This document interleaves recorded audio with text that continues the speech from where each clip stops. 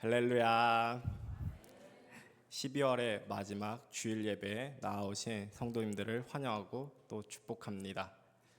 제가 강단에 서서 말씀을 전하기 전에 꼭 하는 것이 있습니다. 다들 아시죠? 앞뒤 좌우의 사람들과 인사해 보려고 하는데요. 오늘 우리 이렇게 한번 인사해 보도록 하겠습니다. 하나님이 부르신 자리입니다 라고 말이죠. 함께 인사하겠습니다. 하나님이 부르신 자리입니다. 하나님이 부르신 자리입니다. 감사합니다. 이 시간 함께 말씀을 나눌 때 오늘 말씀을 통해 주시는 하나님의 놀라운 은혜와 사랑을 경험하시는 시간이 되시길 바랍니다. 오늘 우리가 나눌 말씀은 예수님께서 우리를 택하셨다는 것에 관한 말씀입니다. 이 말씀을 표면적으로 생각하면 우리가 택함을 받으면 구원을 받고 그렇지 않으면 구원받지 못한다는 뜻으로 성경을 오해하기도 합니다. 그러나 사실 우리가 택함을 받았다는 이 말씀은 구원과 연관된 말씀이 아닙니다. 하나님께서 이를 맡기시려고 하는 직임에 관한 것입니다. 이 두 개의 말씀이 비슷한 내용인 것 같지만 사실은 전혀 다른 말씀인 것이죠. 우리가 택함이라는 말을 구원에 적용하게 되면 택함을 받지 못한 사람은 구원받을 수 없다는 것을 의미합니다. 그러면 우리가 나아가서 전도할 필요가 있을까요? 없습니다. 왜냐하면 우리가 전도해도 택함을 받지 못한 사람들은 구원을 받을 수가 없기 때문입니다. 그러나 성경이 이야기하는 것은 이것이 아님을 우리는 알아야 합니다. 예수님의 제자들을 이 시간 한번 살펴볼까요? 예수님은 갈릴리 바다를 중심으로 제자들을 부르시고 택하여 세워주셨습니다. 예수님께서 제자들을 부르실 때 제자가 된 12명의 사람들은 예수님의 부름에 대답을 잘하였습니다. 그러나 예수님의 부름에 모든 이들이 대답을 잘한 것은 아닙니다. 예수님이 부르셨을 때 부모의 장례를 치르고 돌아오겠다라고 말을 하는 사람들도 있었고, 남은 이들에게 작별 인사를 하고 오면 안 되겠냐고 묻는 사람들도 있었습니다. 그러나 예수님은 이들에게 말씀하셨습니다. 손에 쟁기를 잡고 뒤를 돌아보는 자는 하나님의 나라에 합당하지 아니하리라 라고 말이죠. 이는 예수님께서 부르실 때 즉시 따르라는 말씀입니다. 제자들은 이 말씀에 순종한 것입니다. 예수님께서 나를 따라오라, 내가 너희를 사람을 낚는 어부가 되게 하리라 라고 말씀하실 때 제자들은 그들이 잡고 있던 그물들을 즉시 다 버려두고 예수님을 따라갔습니다. 물론 예수님의 제자가 되어 따르다가 떠난 사람들도 많이 있습니다. 가룟 유다만 봐도 우리가 알 수 있지 않습니까? 예수님께 부름을 받고 3년 반이라는 시간을 제자들과 함께 생활했지만 그는 결국 시험에 들어 예수님의 제자로 끝까지 쓰임받지 못하였습니다. 가룟 유다처럼 중간에 내려서 다른 길을 가고 싶은 성도님들은 없으실 것입니다. 그러므로 우리는 예수님의 부르심을 받고 택하심을 받았다면 끝까지 존귀하게 쓰임받는 것을 기도하며 나아가야 합니다. 그렇게 우리는 택하심을 받았다는 뜻이 무엇인지, 또 택하심을 받았을 때 일어나는 일과 택함 받은 사람이 해야 할 일이 무엇인지 알아야 합니다. 오늘 이것을 말씀을 통해 살펴보고자 합니다. 먼저 택하심을 받았다는 것은 그 자리로 우리를 부르시고 세우셨다는 것을 의미합니다. 16절 말씀을 이 시간 함께 읽어보도록 하겠습니다. 함께 읽겠습니다. 시작. 너희가 나를 택한 것이 아니라 내가 너희를 택하여 세운 것이다. 그것은 너희가 가서 열매를 맺어 그 열매가 언제나 남아있게 하려는 것이다. 그리하여 너희가 내 이름으로 아버지께 구하는 것을 무엇이든지 다 받게 하려는 것이다. 아멘. 예수님은 제자들을 훈련하실 때 택하신 후에 훈련시키셨습니다. 예수님께서 제자들을 택하신 후에 훈련을 시켰다는 이 말씀은 아주 중요한 말씀입니다. 다시 말해 예수님께서 나를 뽑아주셨다는 것을 의미합니다. 그렇기에 우리는 우리를 쓰시려고 뽑아주신 예수님께 감사해야 합니다. 그런데 예수님께서 뽑으셨다고 해서 그 사람을 바로 쓰셨습니까? 아닙니다. 제자들을 뽑아서 바로 쓰신 적이 한 번도 없습니다. 예수님은 제자들을 뽑으신 후에 그들과 함께 다니시며 훈련시키셨습니다. 성경의 다른 인물들도 마찬가지입니다. 다윗을 예로 한번 들어드리겠습니다. 다윗도 어렸을 때 기름을 부음 받은 사람이었습니다. 그러나 왕이 될 때까지 그는 많은 훈련과 기다림의 시간이 필요했습니다. 다윗의 택하심과 훈련 과정을 보면 하나님이 다윗을 버리셨나 하는 생각이 들기도 합니다. 그 정도로 어려움이 많았다라는 것입니다. 시편을 보면 다윗은 여러 번 죽을 뻔하였습니다. 그는 힘들고 다급했던 적이 한두 번이 아니었습니다. 그런데 이건 하나님이 다윗을 훈련시키시고 다듬어 쓰시기 위한 과정이었습니다. 내가 너희를 택하여 세웠다. 예수님께서 나를 택하여 주신 것은 쓰시기 위함이 분명합니다. 그러나 택하심을 받았다고 해서 그날 그 즉시 하나님의 일을 하는 것은 아닙니다. 이렇게든 저렇게든 하나님의 훈련을 받아야 하나님께서 사용하시는 것입니다. 물론 그 훈련이 힘들고 어려울 수도 있습니다. 그러나 그 시간을 견뎌낸다면 예수님의 일을 감당하는 사람이 되어 있을 것입니다. 예수님께서는 우리를 택하신 분명한 목적이 있음을 기억하시길 바랍니다. 우리를 그 자리로 부르신 이유가 분명히 있는 것입니다. 그 자리로 부르신 이유가 무엇인지를 우리는 깨닫고 힘들고 어려워도 내가 있어야 할 자리에서 내가 해야 할 일이 무엇인지를 알고 내가 해야 할 일을 감당하며 나아가야 합니다. 그럴 때 하나님의 은혜가 감당할 수 없을 정도로 우리에게 부어질 것입니다.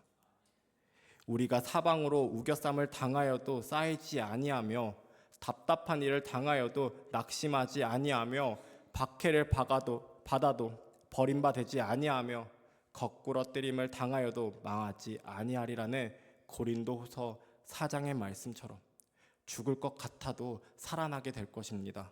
넘어질 것 같아도 일으킴을 받고 망할 것 같아도 망하지 않게 될 것입니다. 성도 여러분, 예수님은 우리에게 말씀하셨습니다. 너희가 나를 택한 것이 아니라 내가 너희를 택하여 세웠다라고 말이죠. 우리를 부르시고 택하여 세우신 분이 예수님이라는 사실을 잊지 않고 오늘을 살아가시는 성도님들이 되시기를 바랍니다. 두 번째로 택함을 받았다는 것을 그 자리에서 고난을 경험하게 된다는 것입니다. 20절 말씀을 다 같이 읽어보도록 하겠습니다. 함께 읽겠습니다. 시작. 내가 너희에게 종이 주인보다 더 크지 못하다 한 말을 기억하라. 사람들이 나를 박해하였은즉 너희도 박해할 것이요 내 말을 지켰은즉 너희 말도 지킬 것이라. 아멘. 예수님께서는 종이 주인보다 더 크지 못하다라고 말씀하셨습니다. 그런데 이 말씀은 너희가 나만큼 잘해야 한다, 너희가 나만큼 잘했으면 좋겠다라는 뜻에서 이야기하신 것입니다. 다시 말해 예수님처럼 되어야 하고 예수님만큼 자라나야 한다고 이야기하는 것입니다. 그런데 왜 이 말씀을 하고 계신 것일까요?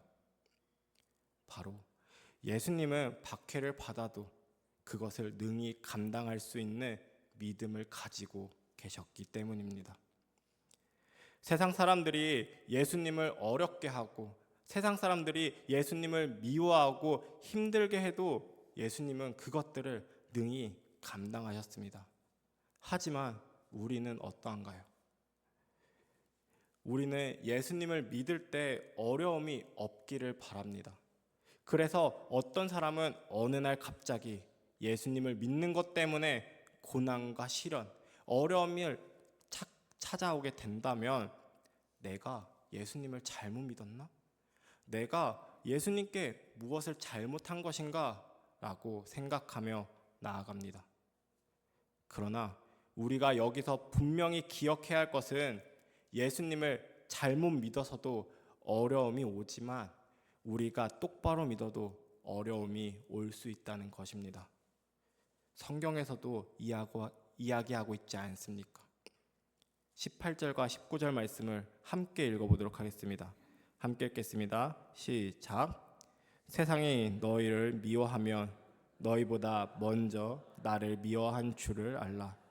너희가 세상에 속하였으면 세상이 자기의 것을 사랑할 것이나 너희는 세상에 속한 자가 아니요 도리어 내가 너희를 세상에서 택하였기 때문에 세상이 너희를 미워하느니라. 아멘. 이 말씀은 우리가 예수님을 믿는 것 때문에 세상에서 어려울 수 있다고 말하고 있습니다. 우리가 세상에서 예수님 때문에 어려운 일을 겪고 있다면 그것은 내가 예수님을 잘 믿고 있다는 가장 확실한 증거입니다. 우리가 예수님을 믿는 것도 아니고 그렇다고 안 믿는 것도 아닌 신앙의 분명한 색깔이 없을 때 세상은 우리를 어렵게 하지 않습니다. 오히려 세상에서는 좋은 사람이란 평가를 받을 것입니다. 그러나 예수님을 믿고 세상에서 구별된 삶을 살기로 힘쓴다면 세상이 주는 어려움을 경험하기도 할 것입니다. 그러나 성도 여러분, 예수님도 이 땅에 계실 때 온갖 어려움과 박해를 받으셨습니다. 심지어 어린 시절을 보내고 공생애를 시작할 때까지 살았던 나사렛 동네에서도 예수님은 환영받지 못하였습니다. 왜냐하면 예수님이 어떤 분이신지 그들은 몰랐기 때문입니다. 택함을 받았다는 것은 고난을 경험할 수도 있다라는 것입니다. 그러나 그 고난 속에서도 우리에게 향하신 하나님의 뜻과 계획이 있음을 기억하며 오늘을 살아가시는 성도님들이 되시기를 바랍니다. 마지막으로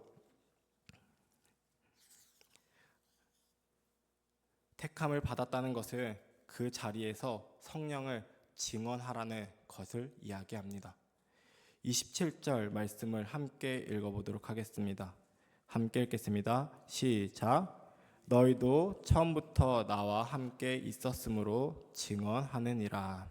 아멘. 방금 우리가 읽은 27절에서 예수님은 너희도 처음부터 나와 함께 있었으므로 증언하느니라 라고 말씀하셨습니다. 이는 모든 성도에게 주어지는 증언의 사명을 강조하는 말씀입니다. 우리가 예수 그리스도를 증언하는 것은 단지 우리의 선택이 아니라 주님으로부터 받은 거룩한 부르심입니다. 이는 예수님께서 친히 우리를 택하시고 그의 말씀과 행하신 일을 믿는 자로 삼으신 데에서 비롯된 것입니다. 이 사명은 세상 속에서 예수님을 알리고 그분의 복음을 전하는 것을 포함하며 삶으로 그분의 사랑과 진리를 드러내는 것을 이야기합니다. 그러나 이 사명을 감당하는 것은 결코 쉬운 일이 아닙니다. 예수님께서는 제자들에게 세상이 그들을 미워할 것을 미리 말씀하셨습니다. 이는 세상이 예수님을 미워했던 것처럼 그의 제자들도 미워할 것이기 때문입니다. 세상이 예수님을 박해했던 것처럼 그의 제자들도 박해할 것이기 때문에 예수님께서 말씀하신 것입니다. 초대교회 성도들은 이러한 현실 속에서도 믿음을 지키며 복음을 증언하였습니다. 유대 공동체에서 추방당하고 로마 제국 전역에서 박해를 받았지만 그들은 두려움에 굴복하거나 넘어지고 쓰러지지 않고 끝까지 증인으로서의 사명을 감당하였습니다. 이러한 상황에서 예수님께서는 성령님을 보내주시겠다고 약속하신 것입니다. 26절 말씀을 함께 읽어보도록 하겠습니다. 함께 읽겠습니다. 시작. 내가 아버지께로부터 너희에게 보낼 보혜사 곧 아버지께로부터 나오시는 진리의 성령이 오실 때에 그가 나를 증언하실 것이요. 아멘. 보혜사는 성경에서 성령을 뜻하는 말로 여러 가지 의미를 담고 있습니다. 그중 변호사라는 의미가 있는데 변호사처럼 우리를 도우며 곁에서 위로하고 진리를 증언하게 하신다는 뜻을 가지고 있습니다. 법정에서 사실을 말하는 것이 중요한 단서가 되듯이 우리의 삶에서 진리를 증언하는 것은 아주 중요한 것입니다. 이와 같이 성령님께서 우리와 함께 하심으로 우리는 그 어떤 박해도 비난에도 굴하지 않고 담대히 예수님을 증언하며 살아갈 수 있습니다. 증인의 삶은 진리를 선포하는 것입니다. 요한복음 14장 6절의 말씀처럼 예수님은 곧 길이요 진리요 생명이십니다. 그분을 증언하는 것은 단순히 말씀을 전하는 것에 그치는 것이 아니라 우리 삶 자체로 그 진리를 드러내는 것을 이야기합니다. 성도 여러분, 성경은 이야기합니다. 우리의 증언 때문에 세상과의 관계가 끊어질 수도 있다고 말이죠. 그것이 나의 삶과 밀접한 자리일 수도 있습니다. 하지만 그것은 세상과의 단절이 아닌 주님을 위한 내려놓음이기에 우리는 두려워하지 말아야 합니다. 우리를 도우시는 성령님과 함께 진리의 증인으로서 이 땅에서 그리스도의 사명과 복음을 또 사랑을 전하며 세상을 미움에서 사랑으로 변화시키는 사명을 이루어가야 합니다. 이것이 예수님의 제자로서 부르심에 합당하게 살아가는 삶이며 세상 속에서 빛과 소금이 되는 것입니다. 이러한 과정을 통해서 여러분의 삶에서 예수님과의 더 깊은 연합을 경험하시길 바랍니다. 사랑하는 성도 여러분, 우리가 예수님께 택함을 받았다는 것은 단순히 구원을 받았다는 것만을 의미하지 않습니다. 예수님께서 우리를 택하신 이유는 그분의 일을 위해 세우시고 훈련시키시며 그 사명을 완수하도록 부르셨기 때문입니다. 우리가 하나님께 부르신 자리에, 우리가 하나님께서 부르신 자리에 설 때 그 자리에서 예수님의 사랑과 진리를 증언하는 삶을 살아갈 수 있습니다. 우리는 때때로 고난과 박해를 경험하기도 합니다. 그러나 그 고난은 우리를 더 강하게 만들고 하나님의 영광을 드러내는 귀한 기회가 될 것입니다. 예수님께서 우리를 택하신 목적은 우리가 하나님 나라를 위한 열매를 맺고 세상에 그분의 복음을 증거하는 삶을 살도록 하는 것입니다. 우리가 예수님을 따르는 길이 어렵고 험난할 수 있지만 성령께서 우리와 함께 하시면 우리의 삶을 인도하시고 도와주실 것입니다. 그러므로 우리는 두려워하지 말고 하나님이 주신 사명에 충실하며 그분의 사랑을 세상에 전하는 빛과 소금의 역할을 다해야 합니다. 하나님께서 우리를 택하시고 부르신 자리에서 끝까지 믿음으로 살아가며 예수님을 증언하는 삶을 살기를 소망합니다. 우리의 삶을 통해 하나님께서 영광을 받으시고 우리가 부르심에 합당한 제자로서 세상 속에서 그리스도의 향기를 풍기며 살아가시는 성도님들이 되시기를 축원합니다. 기도하겠습니다. 사랑이 많으신 주님,